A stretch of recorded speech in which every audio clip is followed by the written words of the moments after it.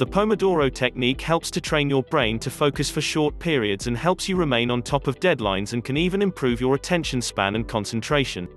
The methodology of this technique is simple. When you are faced with an enormous task or series of functions, you break down the work into short, timed intervals, called Pomodoros, that are spaced out with short breaks.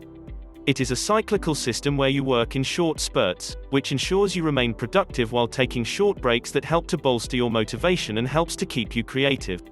The Pomodoro technique is probably one of the most straightforward techniques to implement because all you need is a timer.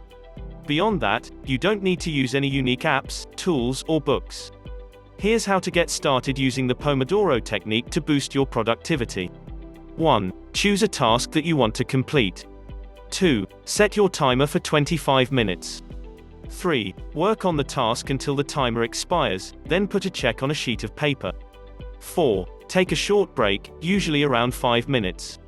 5. After your break, set the timer for 25 minutes and start the process again. 6. After your fourth cycle, take a more extended break, usually around 25 minutes. 7. Start the process again. Completing the process several times throughout your workday will help you accomplish more. It is essential to understand that a Pomodoro is a unit of work that can't be divided.